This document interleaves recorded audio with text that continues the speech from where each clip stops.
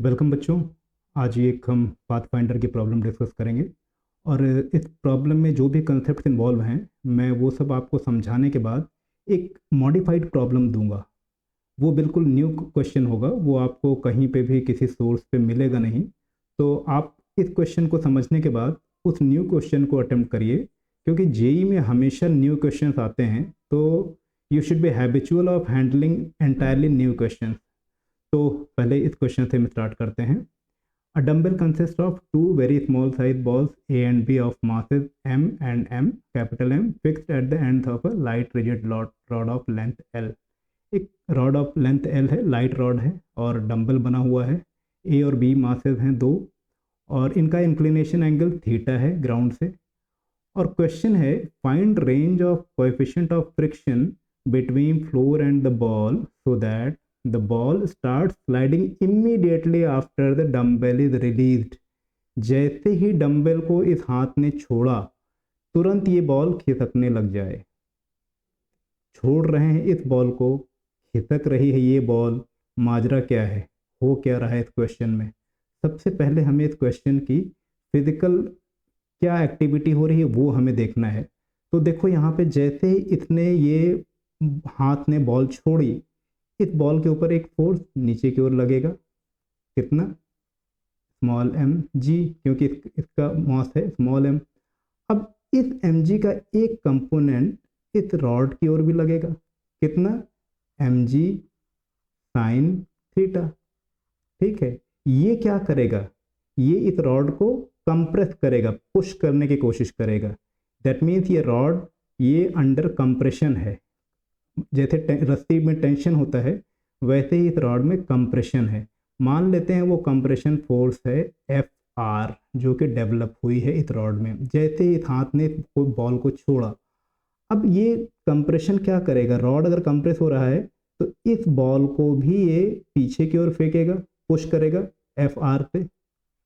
F R जो compression develop हुआ वही है। अब इस एफ आर के दो कंपोनेंट होंगे, एक होगा वर्टिकली डाउनवर्ड, एक होगा हॉरिजॉन्टल। हॉरिजॉन्टल वाला क्या करेगा? इस बॉल को पीछे पुश करने की कोशिश करेगा, इसीलिए ये बॉल स्लाइड होगी इस फोर्स की वजह से। और इस फोर्स की वजह से क्या होगी? ये बॉल ग्राउंड की ओर दबेगी, पुश होगी। तो अब हम सबसे पहले इस बॉल का फ्री बॉडी डायग्राम बना के देखते हैं कि क्या हो रहा है यहाँ पे स्लिपिंग के टाइम पे। ये बॉल है नीचे वाली, इस पे एक फोर्स इधर लग रहा है एफ आर, एक फोर्स इस पे लग रहा है एम जी डाउनवर्ड, इसका मास है कैपिटल एम। तो इस एफ आर के दो कंपोनेंट अगर हम ब्रेक कर लें, एक हॉरिजॉन्टल जो कि होगी एफ आर कॉस थीटा, क्योंकि ये एंगल है थीटा, और नीचे की ओर सिंपल इसका एक कंपोनेंट लग जाएगा एफ आर साइन थीटा। ठीक है, अब ये बॉल इधर खिसकने की टेंडेंसी है, तो इसको रोकेगा कौन? फ्रिक्शन रोकेगा। दैट मीन्स फ्रिक्शन किधर लगेगा? फ्रिक्शन लगेगा इस साइड। मान लेते हैं कि वो फ्रिक्शन फोर्स एफ है। ठीक है, अब ये बॉल स्लाइडिंग स्टार्ट हो गई, दैट मीन्स फ्रिक्शन उसको रोक नहीं पाया। फ्रिक्शन की मैक्सिमम वैल्यू जो हो सकती थी उसके बावजूद भी उसको रोक नहीं पाया। दैट मीन्स कि F is less than F R cos theta, तभी तो स्लिप कर गई वो। तो एफ की अब स्लिपिंग के दौरान एफ होगा क्या? एफ होगा म्यू टाइम्स एन। एन क्या होता है?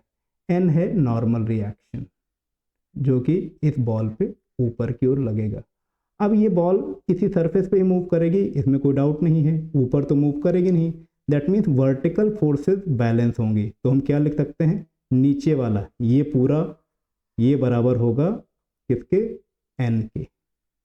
That means we can say n equals m ji plus F R sine theta.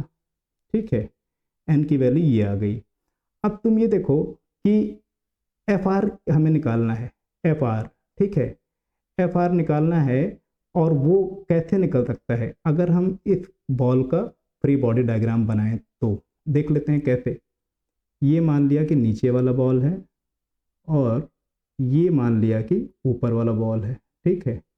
अब इस बॉल पे एक फोर्स लग रहा था इधर स्मॉल एम जी, एक फोर्स लग रहा है रॉड की वजह से इधर एफ आर।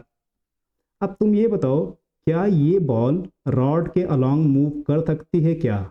बिल्कुल नहीं कर सकती, क्योंकि रॉड की लेंथ फिक्स है, कांस्टेंट। अगर ये बॉल रॉड के अलोंग आगे जाएगी तो ये बॉल यहीं है तो ये रॉड टूट जाएगी, और इधर भी नहीं आ सकती क्योंकि रॉड को दबा नहीं सकती, रिजिड रॉड है। दैट मीन्स कि रॉड के अलोंग जो कंपोनेंट्स हैं वो बैलेंस होंगे। तो एम जी का इधर वाला कंपोनेंट कितना हुआ? ये वाला कंपोनेंट क्या है? M G sine theta, M G sine theta. और इधर वाला क्या है? F R. दैट मीन्स हम ये कह सकते हैं कि F R is M ji sine theta, ठीक है। अब बस तुम ये इसको इस एफ आर की वैल्यू उठा के यहाँ पे रख दो एन में। तो ये इक्वेशन क्या कहती है?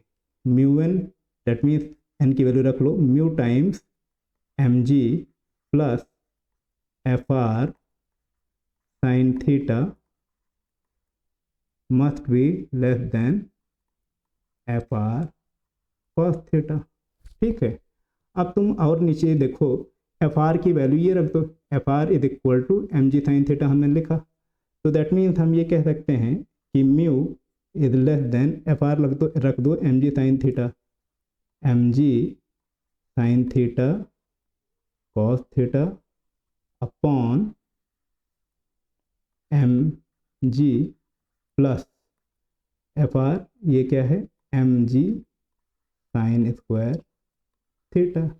दैट मीन्स अगर हम जी को कैंसिल कर दें ऊपर नीचे तो हमारा आंसर आ गया कि mu should be less than, mu should be less than G, sorry, mu should be less than M sine theta, small M sine theta cos theta upon capital M plus M sine square theta.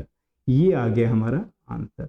अब तुम ये देखो कि इस question को solve करने में हमने जो भी कॉन्सेप्ट यूज़ किए, क्या इसी कॉन्सेप्ट का यूज़ करते हुए तुम एक मॉडिफाइड प्रॉब्लम अगर मैं दूं तो वो कर सकते हो?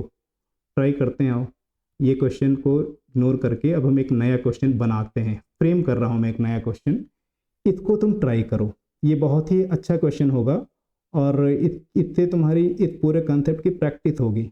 मान लो हमने डंबल को रिप्लेस कर दिया एक रॉड से, ठीक, एक रॉड हमने ले लिया, ऐसे रख दिया इंक्लाइंड पोजीशन पे, और इसका मास हमने मान लिया m, लेंथ l, और मान लिया कि थीटा एंगल पर रखा है। मैं तुमसे ये क्वेश्चन पूछ रहा हूँ, पहले हमने इसको पकड़ रखा है, जैसे इस रॉड को हम छोड़ें, यहाँ पे ये स्लिपिंग स्टार्ट हो जाए, तो what should be the range of mu?